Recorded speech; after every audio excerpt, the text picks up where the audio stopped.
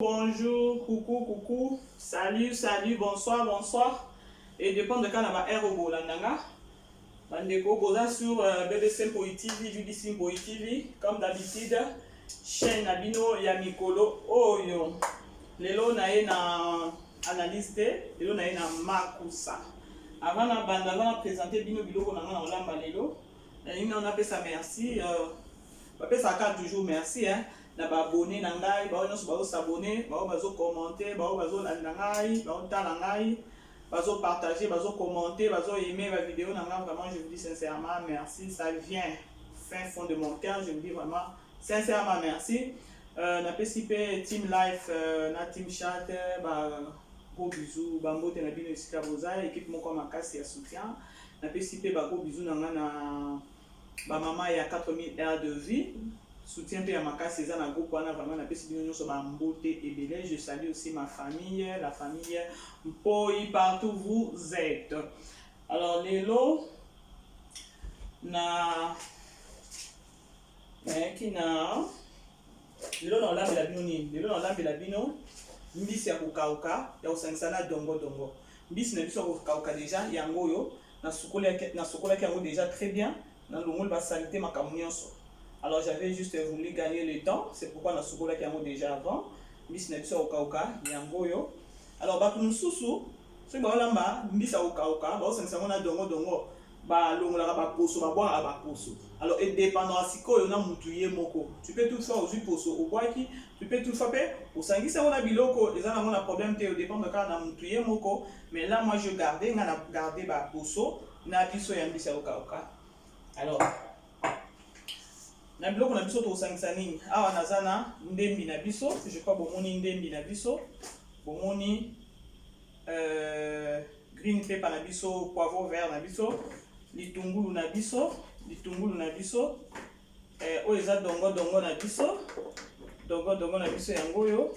Toza pe na besoin ya tomate na biso, toza besoin pe ya muscade, ail na biso na Kid Magie na biso. OK? C'est quoi yo? On utilise vraiment ba épices penza te. Donc ils ont vraiment bio, non là ma bloc vraiment bio à part spice on a kocha muke pona mungwa. Alors, avant to banda, nazo banda na mbisi na biso. Mbisi na biso nazali na sina sukole très bien. Na ochango na nzungu. Na chango na nzungu. Na kocha mai ka mukie. Na kocha mai muke na mbisi na biso.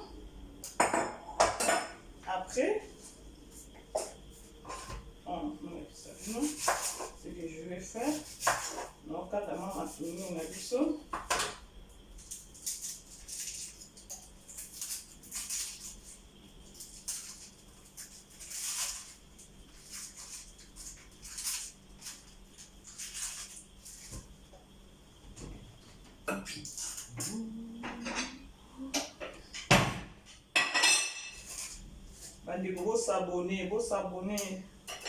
vous s'abonner à BBC Mpoi TV, BBC Mpoi TV. Basabona kaka bandeko. Alors, nazwi matungulu na biso muke, juste muke kaka, na tie na mbisi na biso ya okauka. Après, je vais venir du sel. Je vais prendre du sel. Natie mungwa na biso juste muke kaka. Mungwa na biso muke. Alors maintenant là, nazo tokisa na mbisi na biso juste pour 5 à 10 minutes. OK? Totie dongo na biso, na mbisi na biso na moto. Maintenant là, je vais faire quoi? Maintenant,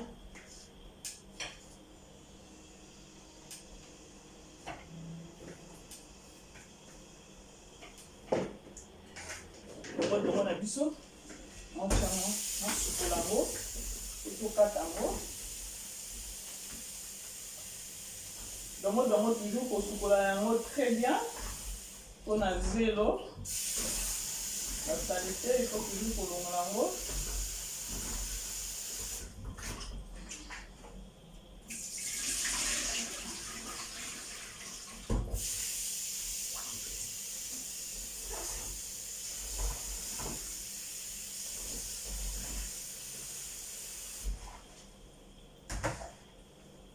Bandeko, vous partagez un lien. Vous partagez un lien. Une fois pour Koutani. Vous êtes à la BBC Mpoï TV. Please, partagez le lien. Ah, on a zo kata dongo na biso. Ils ont recette mon corps et où mais là nango te nango ka juste vite fait. Non, kata dongo na biso.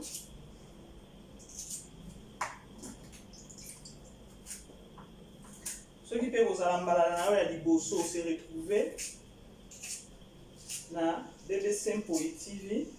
S'il te plaît, pour s'abonner kaka. Tu vas juste à la droite, au moment où on a place, on va subscribe ou encore abonner.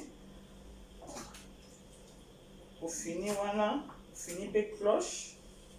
Pour nous rater la notification. Chaque fois que tu touches à tel élément, et signale à Kayo avant.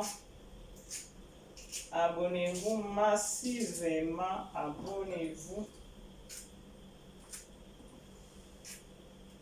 Tiendis na biso na moto déjà. Bomoni nde na tiendis na nga na moto. Na tie mwa mungwa mukie na mwa litungulu na otokisa ngo. Pour je crois 5 à 10 minutes yes. Prêt koto na zo kata na nga dongo na nga.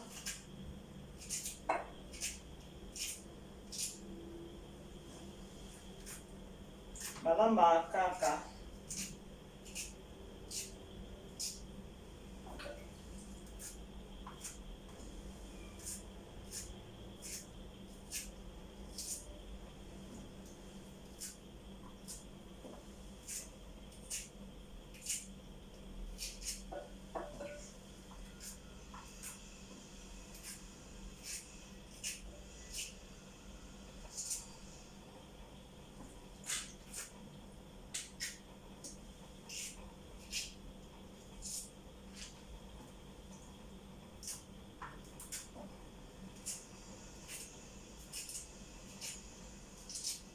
Façon azaki na sina wiki posa mbisa oka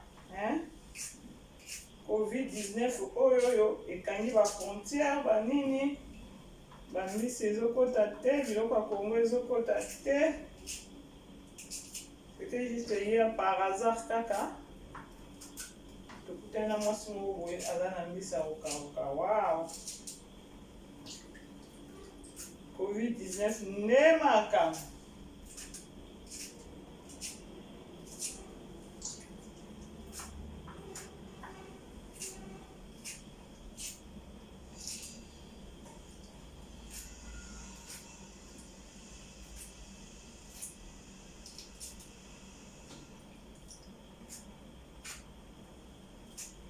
Pilipili na biso pilipili tobosana te obosani kobimisa pilipili.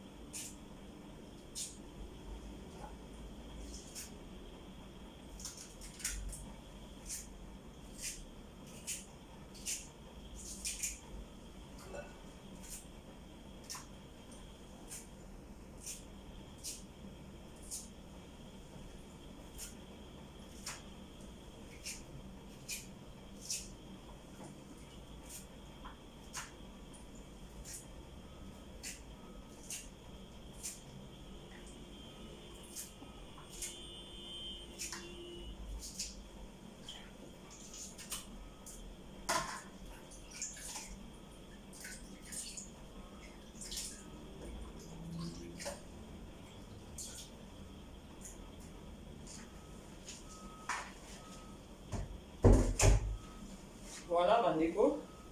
Nasisi kokata dongo na biso. Natala mbisi na biso.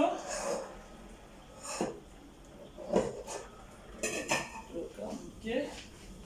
Là maintenant, on continue kokata matungulu na biso. En attendant, mbisi na biso na moto.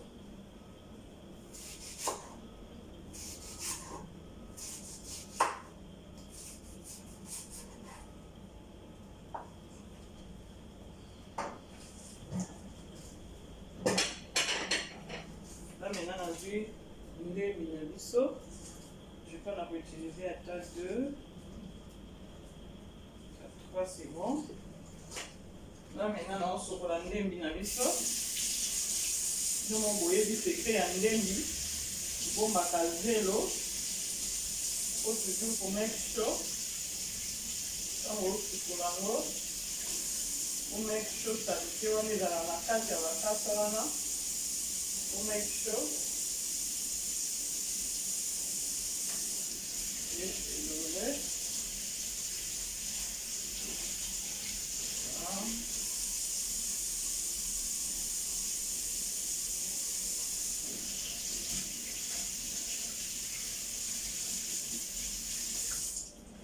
Basukola kaka ndembi, hein?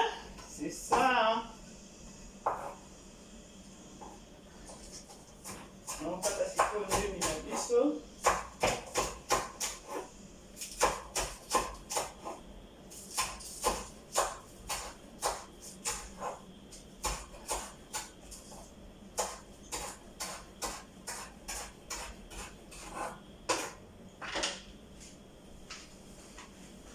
Mbisi na biso.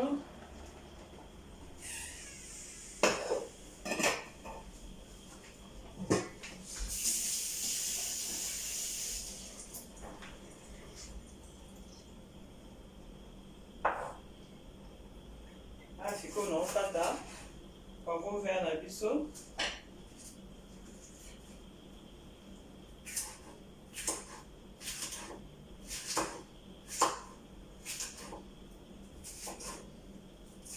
Poivron vert mpe ezalaka bien mpona saveur wana. Ezalaka très bien na biloko.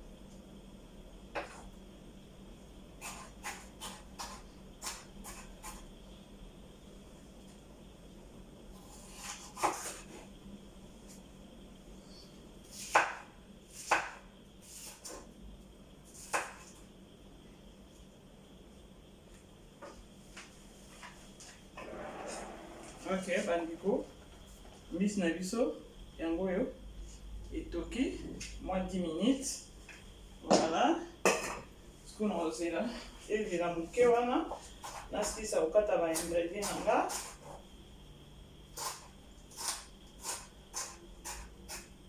Voilà.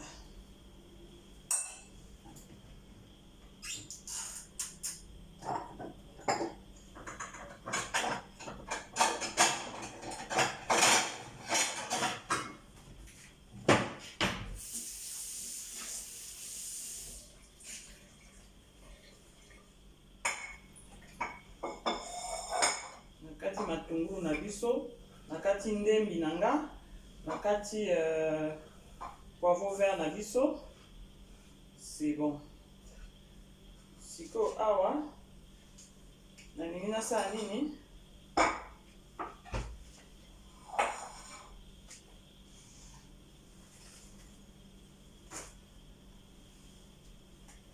Nalingi nasala tomate na biso.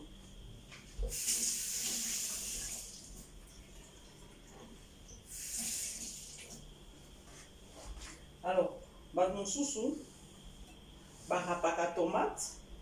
Tu peux toutefois au râper na yo tomate na yo. Tu peux toutefois pe kaka okati yango.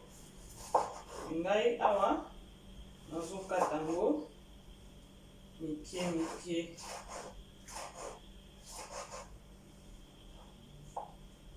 Okipe ko râper yango ekodépendre na yo moko. Façon oyo olamela menga wana awa nasali nini na râpé na ngai te na okata ngo kaka mike mike.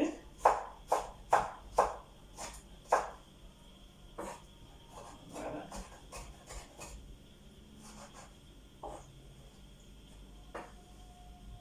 Yeah, na okata kaka tomate na biso mibale ekoka déjà.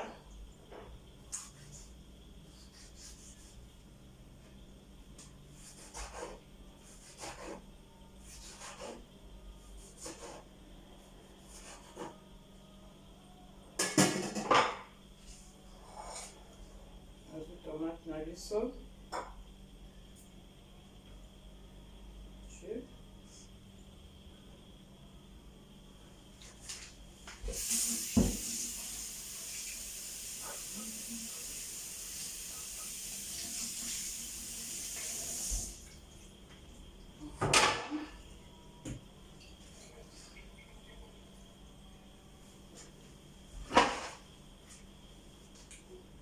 nosa siko ai nanga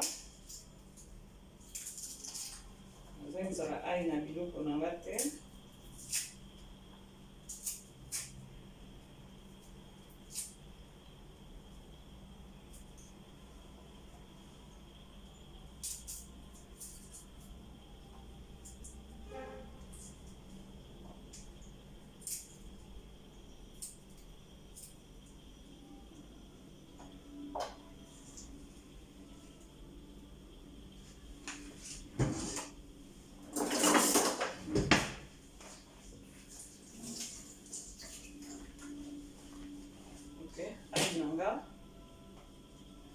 Hakika mwimba moko biso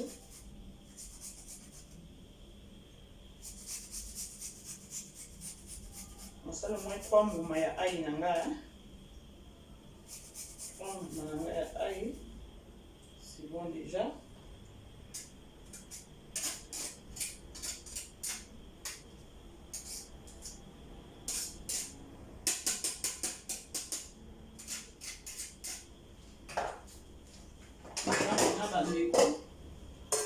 Nazwi nzungu nanga naotcha na moto,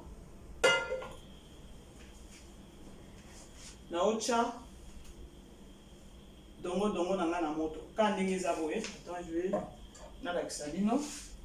Natie dongo nanga natie na mai te natia yango na moto. Mbisi na biso oyo nakozwa mai oyo ya mbisi. Donc, ça, vous voyez, j'ai fait ça. Tiens, on a pas soir, on dit ça.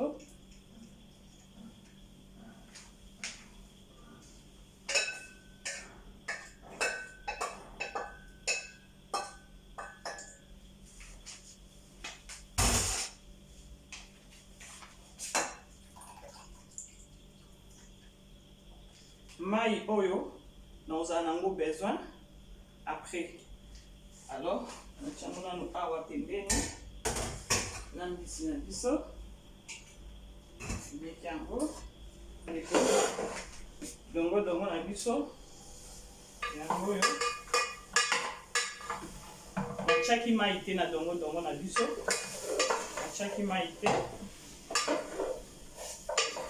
eza neti ekauki moke. Na maintenant nde nakotia mwa mafuta na biso.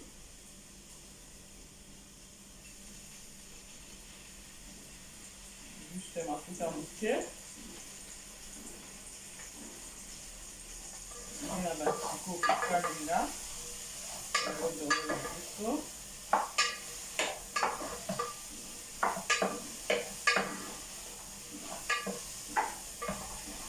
Dongo na biso makasi kaka na kosala nini na kobalola.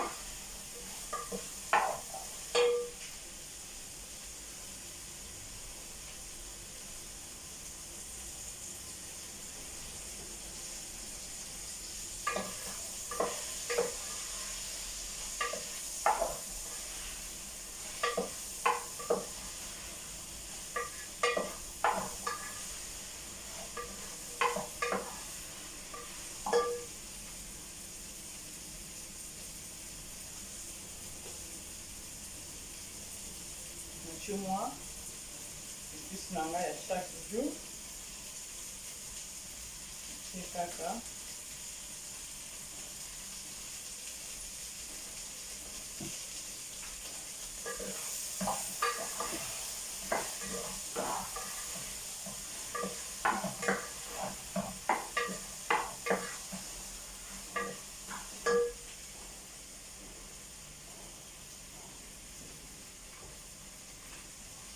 dongo na biso emelaka mafuta ebandeli, mais après okomona lisusu mafuta wana lisusu aosanza yango.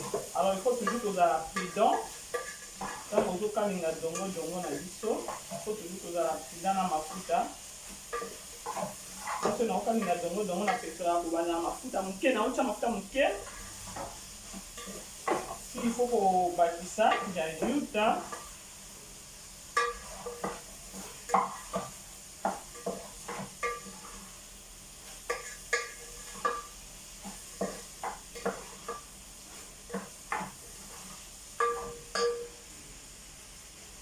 bato mosusu oyo baokalinga dongo ya kosangisa na mbisi ou encore ya kosangisa soki na nini yango, je sais pas,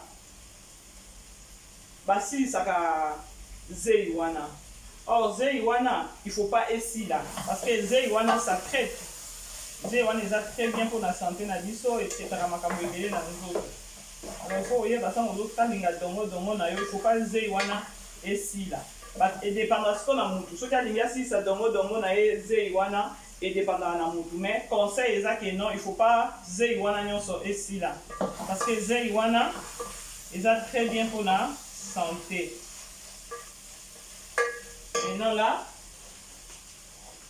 nazotia biloko na biso, naotia matungulu nanga, green pepper nanga, tobengi poivron vert, tomate nanga, ail nanga, ndembi nanga. Alors natia yango nyonso na kati.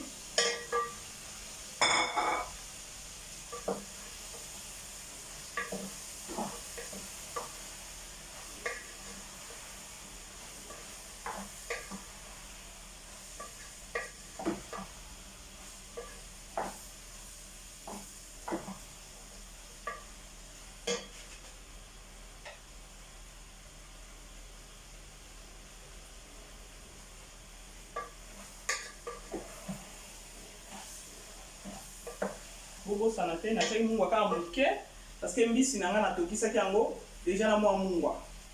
Alors il faut toujours kozala prudent.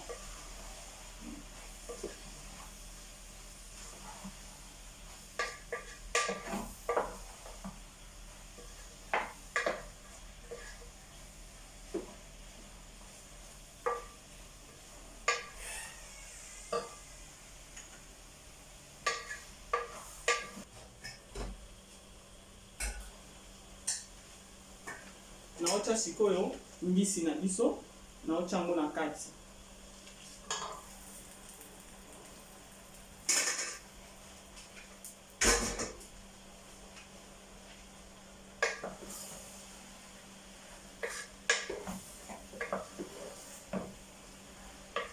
Omoni biloko na biso ndenge ezokende na kolela.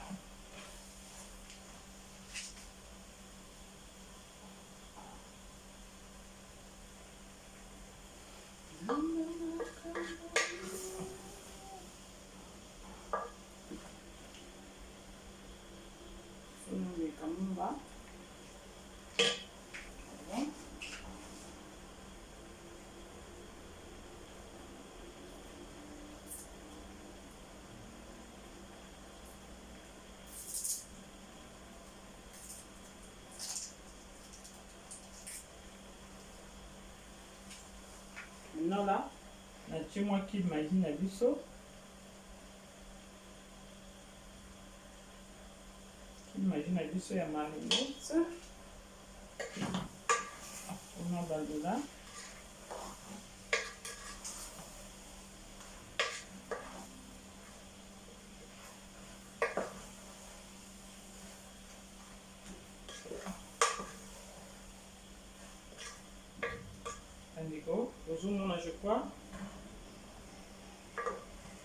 Je ozomona biloko na biso ndenge ezobela.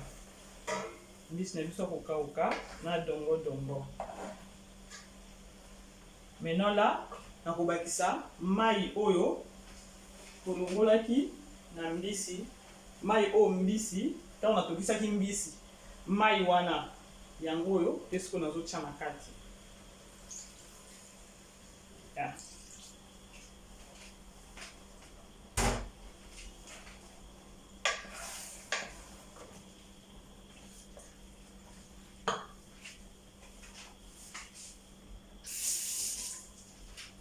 Après, naucha pilipili na biso na kati.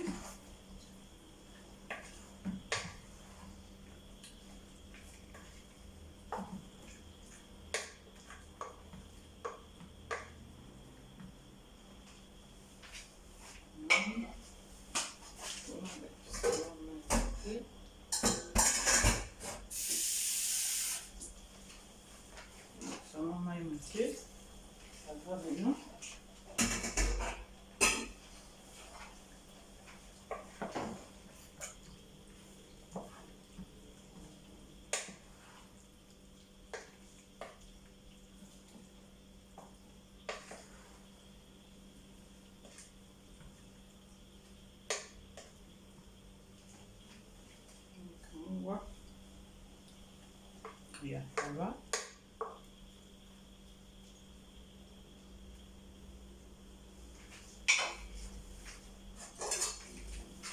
Na bandeko, na finiki yango juste pour 10 minutes. Biloko na biso kozala ready. Voilà.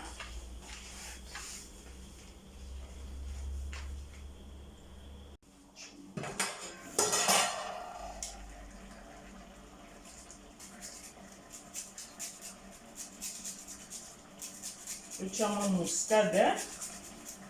Mon muscade na biso muté. Biloko na biso ebima bien.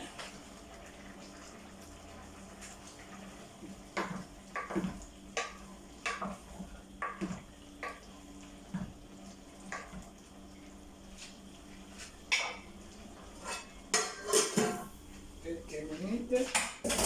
Biloko na biso ekozala prêt.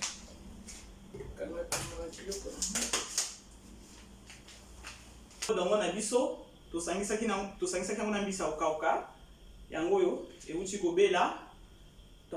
Tosangisaki totiaki nini na kati, totiaki matungulu na biso, totie ndembi, totie tomate na biso, totie ail, totie poivron vert, totie mwa muscade muke na ki maji na biso. Biloko na biso yango ebeli dongo ya kosangisa na mbisi ya kokauka. Jikwa nde elubu na memelaki bino lelo. C'est ça. Bino bomelaka soyi yo. Vraiment bandeko merci. Merci vraiment. Vraiment kutu na make sure na lobi no biloko ebimi kitoko. Kitoko vraiment. Donc ba olia biloko oyo. Bakomi swami sapi. Elubu na biso yango oyo. Dongo nasangisi yango na mbisi ya kokauka je crois. Bomoni ndenge biloko na biso ebimi. C'est au moins ça. Dongo na biso ya kosangisa na mbisi ya kokauka. Ekoliama na nini? Ekoliama na fufu. Na okalinga mwa soso pembeni. Parce que nazobima. Alors recette na biso lelo ezali juste dongo na mbisi ya kokauka.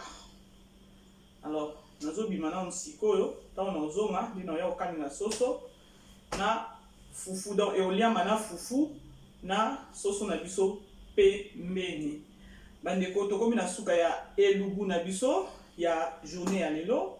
Napesi bino nyonso merci. Bao nyonso baolandanga, bao nyonso bakotalanga, bao nyonso basepela na musala nazosala. Vraiment je vous dis merci. Napesi bino vraiment ba merci ebele. Nako cesser koloba te, bo s'abonner massivement. Bo s'abonner bandeko. Une fois que notre te retrouve tu es sur la chaîne BBC Mpoi TV ou encore BBC Mpoi TV, please abonne-toi vraiment. C'est la moindre des choses. Ne support nga na osenga bino, napesi bino merci. na assistance Nabino, na support Nabino, partout vous êtes, je vous aime bien. Des gros bisous à vous. Comme vraiment na souka, na osanga couper ça. Clarisse Yemansai. Oh, au plus ça a mbote te na peso mbote. L'émission n'a vraiment ya ba mbote te ou ya ba mabanga te. Je ne pense pas. Alors na peso mbote na Irlande, Clarisse Yemansai. Ba mbote na ba gros bisous. Yango wana tokomi na souka ya lubu na biso. Je vous dis bye bye.